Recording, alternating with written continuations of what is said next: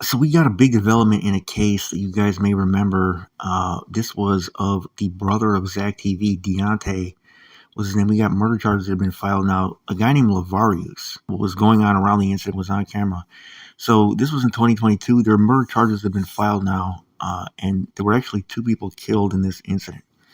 And they did him dirty, man. I mean, I'm talking about ZackTV's brother. It says a man has been charged with murdering another man in a parking lot in downtown during the summer of 2022. Shout out to CWB Chicago for this story. So Lavarius, he's 23. He's detained at the Cook County Jail after a grand jury returned a true bill indicting him on 6 counts of murder. So he also has 2 Class X gun cases pending. So the Chicago crime data site obtained surveillance video of the shooting and published it. And I can't play that here. That'll get a strike. They said they've included the video at the end of the story on CWB. So it's making rounds on social media, but I can't post it, unfortunately, guys. The footage shows a group gathered in the parking lot over at 430 South Clark. So this is like in the middle of downtown at around 3:20 a.m. on August 6th. Okay, so a man in the group wearing a white t-shirt pulls out a gun and shoots Deontay from a few yards away. So the crowd scatters, and then a guy wearing a pink hoodie standing next to the first gunman fires more shots over Deontay. So while the man in pink is firing, he receives a gunshot wound to his back and immediately falls to the ground. The shooting continues. Bullets hit the ground, sending clouds of white debris flying from the pavement. Then there's a pause, followed by more gunfire. Finally, 3 men run up to Deontay, who remains badly injured on the pavement. All 3 open fire on him from close range. Okay, so 3 people shooting at him from close range. I mean, a 4th gunman positioned deeper in the parking lot fires at him too. A group of people return to the parking lot to attend to him as some of the shooters haul away the fallen gunman in pink. So in addition to Deontay, a 2nd man was killed in the gunfire.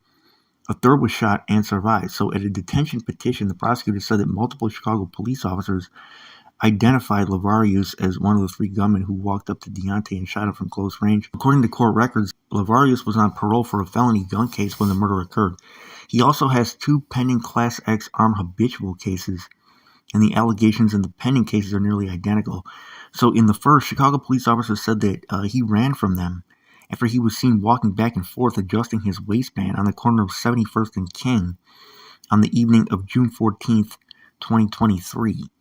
Okay, so you guys know that hood over there. He ran and cops chased him and caught him. They retraced his flight path and discovered a loaded 9mm handgun in a front yard, according to a CBD arrest report. At the end of August, he went home for electronic monitoring. Then on February 19th, Chicago cops allegedly saw Lavarius and another man wearing ski masks and black puffer jackets, again at the corner of 71st and King.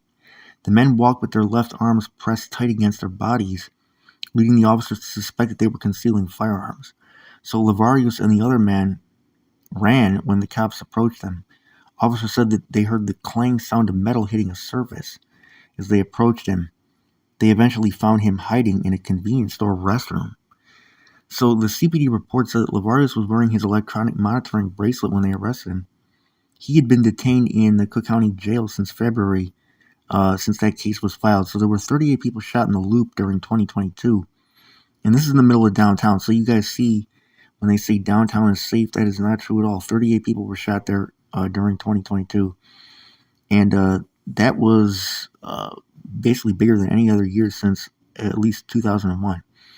So anyways, like I said, they do have the video on social media, but it's brutal, and I'm not going to play it here. That's definite strike material. But rest in peace to ZackTV's brother, man. And this was just a bogus incident, man. 3 people at close range. I don't know what this was about. No information has come out to suggest that this was like gang related or anything. ZackTV and his brother, I mean, both deceased in very bogus ways, man. You guys saw how Zack died. It was really over nothing, man. You know, he shouldn't have even really been there. And he definitely shouldn't have been the target. He was fleeing, okay, and then they let those the Perry Ave gang, who killed Zack, allegedly, I mean, they let them go because they said it was mutual combat, which is bogus, at least as far as Zack is concerned, because Zack was not a combatant. And they know that because the FN that he had under the seat was fully loaded. he had not fired even one shot. So you guys let me know what you think in the comment section, man. Condolences to that family, man. But Deontay and Zach both gone. Rest in peace. This is your boy, Chicago News. I'm out.